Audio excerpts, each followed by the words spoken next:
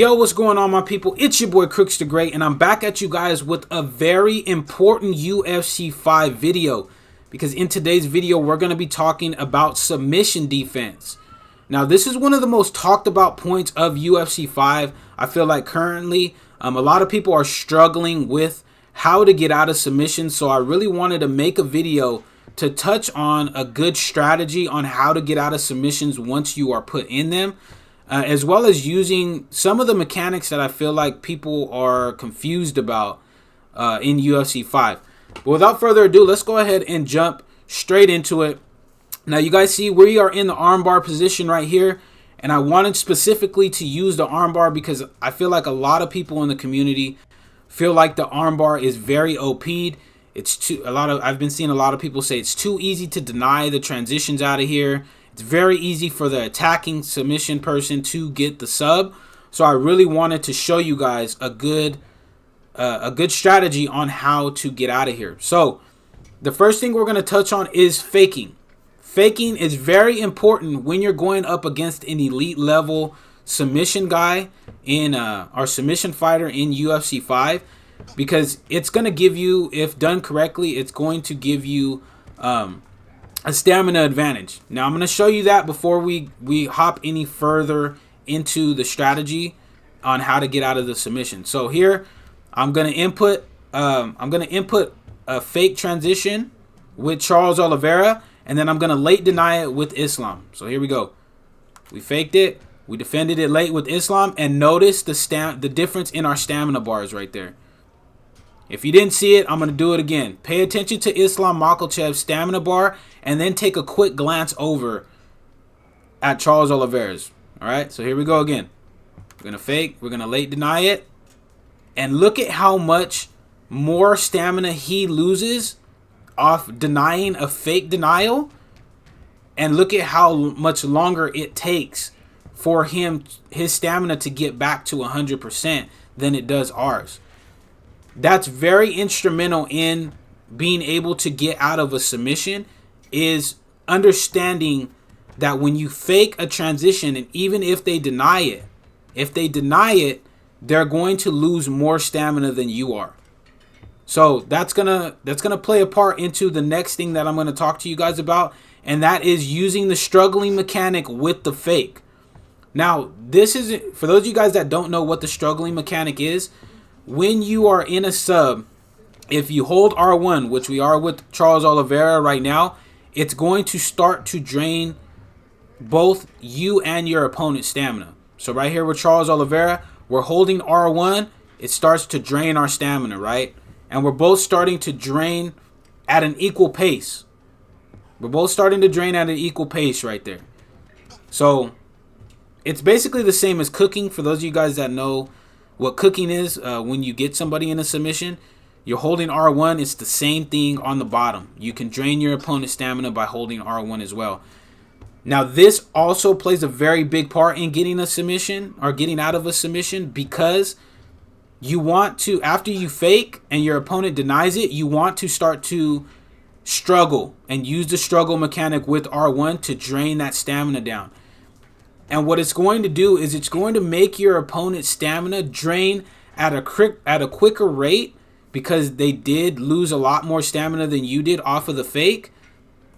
They are going to drain a lot faster than you. And once their stamina hits 0, they can no longer block your transition.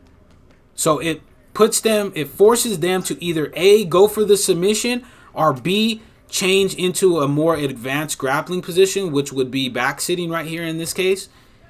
It forces them to do something. So I'll show you guys right here. So we're going to fake again, and then we're going to hold R1 for those of you guys on PlayStation. It's going to be RB for those of you guys on Xbox.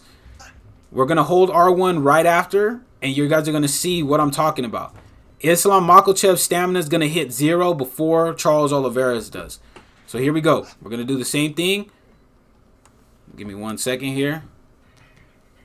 So we're gonna go ahead and fake. We're gonna late deny. Then we're gonna start to cook. And look at Makhachev's stamina right there. His is going down. And once it hits 0, look at how much stamina we had before.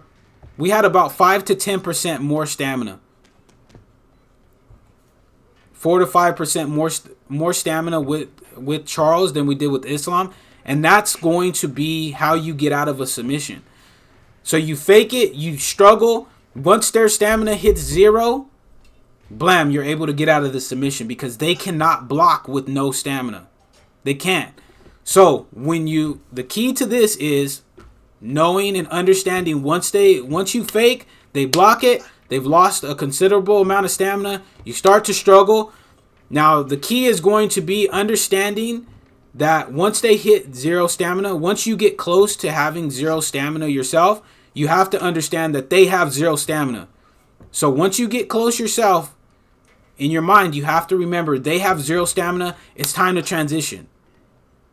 So that's a really big part in getting out of the submission, especially in ranked championships, because you can't see your opponent's stamina bar.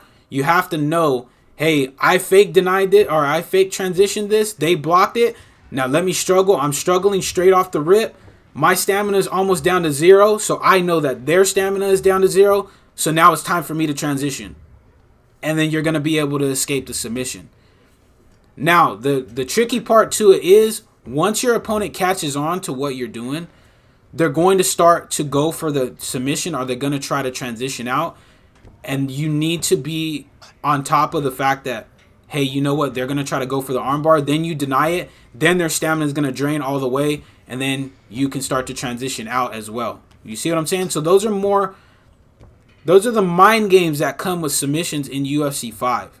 And I feel like this is what the developers wanted the player base to do. They wanted the submission system to be more sophisticated, and this is the way that it's sophisticated. It's a mind game when you get down here.